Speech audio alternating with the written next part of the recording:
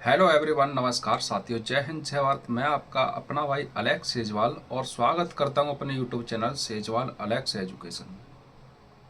तो साथियों,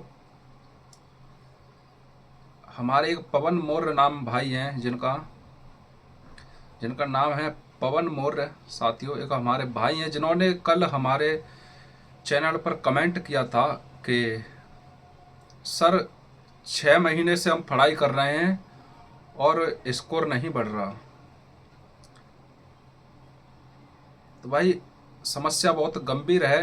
ये क्वेश्चन बहुत अच्छा है कि सर, इतने दिन से हम पढ़ाई कर रहे हैं और हमारा जो स्कोर है वो नहीं बढ़ रहा।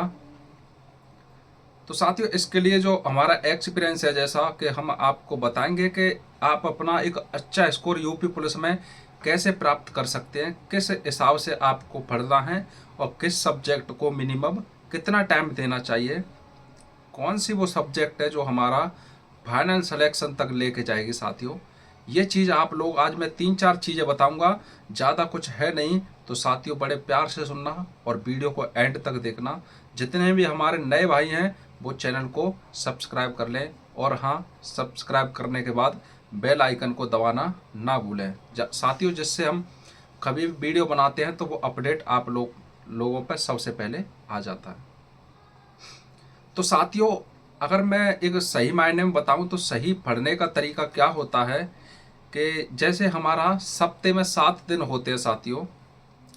तो हम बात करें अब साथियों, हमने सबसे ज़्यादा जो फोकस करना है वो किस सब्जेक्ट पे करना है इस टाइम। देखो, मेरा मानना है कि हिंदी और रीजनिंग दो ऐसी सब्जेक्ट हैं जिन्हें पढ़कर, अगर जिन्हें अच्छा लेवल नहीं आता दोस्तों, मतलब इतना हार्ड नहीं होते ये, तो साथियों ये ऐसी सब्जेक्ट है जो कम मेहनत के अंदर और एक अच्छा अच्छा नहीं, मैं बहुत अच्छा कह सकता हूँ, क्योंकि लगभग दोस्तों 55 और 85, 30, 85, 5, 90 क्वेश्चन के करीब हमारे किससे आते हैं, हिंदी और रीजनिंग से। तो साथियों, आधे से तो ज़्यादा हमारा हिंदी और रीजनिंग आ जाता है और सबसे सरल इजी सब्जेक्ट है। तो बस आप मात कहाँ खाते हो कि आप जो चीज़ सिलेक्शन दिलाती है आप उसे नहीं पढ़ते। आप कहते हो यार, हिंदी हिंदी तो हमारी मातृभाषा, हमारी लैंग्वेज है यार, हिंदी में क्या है। मैं बता रहा हूँ भाई, हिंदी में कुछ टॉपिक ऐसे होते हैं जिन टॉपिकों को मैं बताऊंगा, आज उन्हें याद रखना। और स्कोर आपका हिंदी में कहाँ से कम होता है, मैं बता रहा हूँ 37-38 नंबर की हिंदी आती है, क्वेश्चन आते हैं। तो साथियों, वहाँ से आप 27 और 26 पर क्यों अटक जाते हो और बाकी के 10 क्वेश्चन कहाँ गए, जबकि हिंदी में एक नंबर नहीं कटना चाहिए, एक क्वेश्चन आपका नहीं कटना चाहिए हिंदी के अंदर। तो साथियों, जैसे हिंदी में मैं बता दूं, अगर अच्छा स्कोर एग्जाम के अंदर पाना है तो मैं बता रहा हूं अपना एक्सपीरियंस है कि हिंदी में सबसे ज़्यादा किस चीज़ पे फोकस करना है। साथियों, रस, छंद, अलंकार, ये 3 बड़ी कठिन चीज़ हैं। और ये ही नहीं साथियों, सबसे कठिन जो है ना, वो है पर्यायवाची शब्द, तत्सम तत्व हो गया दोस्तों। इस प्रकार से 4-5 प्रश्नावली है दोस्तों, यहाँ से आपका 9-10 क्वेश्चन बनता है। और इस बार उम्मीद है कि साहित्य से भी, हिंदी साहित्य से भी क्वेश्चन पूछे जा सकते हैं, इसलिए आप हिंदी साहित्य को भी पढ़कर जाना। रचनाएं, कभी ये संबंधित जन्म स्थान वगैरह सारी चीज़ नॉलेज होनी चाहिए हिंदी में भी। तो साथियों, हिंदी में आपको कम से कम टारगेट, हम 38 नहीं बोल रहे, कम से कम 33+ अपना टारगेट रखो साथियों, अगर सिलेक्शन की दहलीज तक पहुंचना है, क्योंकि कंपटीशन ज़्यादा रहने वाला है। क्योंकि इस बार आप लोगों को पता है कि टाइम बहुत मिल चुका है, 6 महीने ये, और पहले भी लगभग बहुत टाइम मिल चुका है, और कुछ टाइम पहले से भी छात्र अपनी तैयारी में जुटे हुए थे। तो अब मेन मुद्दे पे आते हैं कि नंबर आपके आखिरकार कैसे बढ़े साथियों। तो मेरा कहने का मतलब ये है कि अपना जो सब्जेक्ट वाइज है, जैसे भी पढ़ते हो आप, जैसे आपने टाइम टेबल बना रखा है 2 घंटे या 4 घंटे या 10 घंटे आप पढ़ते हो, तो मैं बता रहा हूँ, जब आप सप्ते में एक कोई दिन ऐसा बांध लो अपना, जिस दिन आपको एक मॉक टेस्ट जरूर लगाना है। ओवरऑल सभी सब्जेक्टों का एक मॉक टेस्ट लगाना ही लगाना है।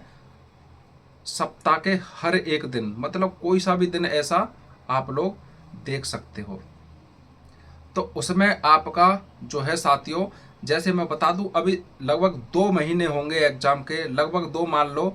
तो उस बीच आप कम से कम 7, 4, 5, 4, 1 महीने में 4 लग जाए तो 6, 7, 8 आप आराम से प्रैक्टिस सेट लगा सकते हो। प्रैक्टिस सेट अब लगाना क्यों है साथियों, कि इससे आपकी स्पीड है, इस पर भी फर्क पड़ेगा। एग्जाम के अंदर आप लोगों ने पता है कि 2 घंटे 1 से 20 मिनट में हमें 150 क्वेश्चन करने हैं। अगर आपकी स्पीड अच्छी है ना, तो जो क्वेश्चन आप पे नहीं बन रहा होगा तो टाइम होगा वहाँ पे, तो उस क्वेश्चन को भी आप बना सकते हैं। और कभी भी एग्जाम में कठिन सवाल नहीं पूछता। पेपर कठिन कहाँ पर हो जाता है कि टाइम की वजह से पेपर हमारा कठिन होता है। अगर जो टाइम को कंट्रोल अपने बस में करना सीख गया तो उसके लिए पेपर कभी कठिन था ही नहीं मेरे भाइयों, और पेपर कभी कठिन नहीं आता।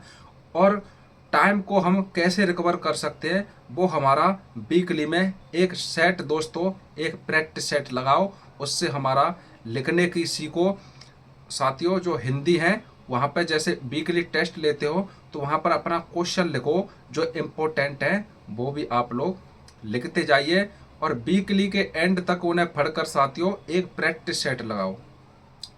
मैं ये कहना चाहता हूँ कि जैसे आप आज बुक पढ़ रहे हो लूसेंट, अगर लूसेंट में से आपने संविधान पढ़ा तो एक अपना एक रप बनाओ जिस पे आपने जितना भी पढ़ा उसका कम से कम 20% इम्पोर्टेंट आप लोग लिखिए अलग से।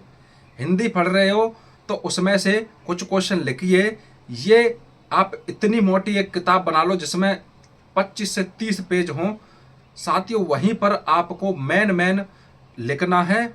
और मैं वादा करता हूं कि ऐसा करने पर आप जब एग्जाम देने जाओगे तो उसे सब माया को छोड़कर जितना भी आपने पढ़ के उसमें निचोड़ लिखा है उसे आप 2-3 दिन पहले पढ़ लो।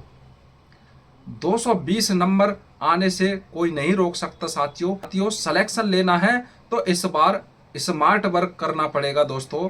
मेहनत आप 15 घंटे करो, कोई उसका फायदा नहीं है। बस जो ब्रह्मास्त्र में बताना चाह रहा था वह यही है कि आप पढ़ते समय एक रफ रखो अपने पास, जो तुम्हें इम्पोर्टेंट क्वेश्चन लगता है ना उस क्वेश्चन को तुरंत वहां पर नोट करिए। जिससे क्या है, ऐसा क्वेश्चन जिसे हम दिमाग में नहीं रख पाते साथियों, को टेढ़ा मेढ़ा क्वेश्चन है जिसे हम दिमाग में नहीं रख पाते, वो हमें याद नहीं होता, याद करते दिमाग से निकल जाता है। तो ऐसे क्वेश्चनों को आप लिखिए। कम से कम जीके में कम से कम 700-800 क्वेश्चन लिखो, हिंदी में भी लिखो। और साथियों मैथ और रीजनिंग आपको प्रैक्टिकल करना ही पड़ेगा। अब मैं बात कर लूँ साथियों कि यूपी पुलिस में एक और वजह क्या है कम नंबर आने की, कि सबसे पहले छात्र पता नहीं किस सब्जेक्ट को करते हैं। मेरा मानना है कि सबसे पहले पेपर में बैठते हो तो वहाँ पर आप जीके को करो।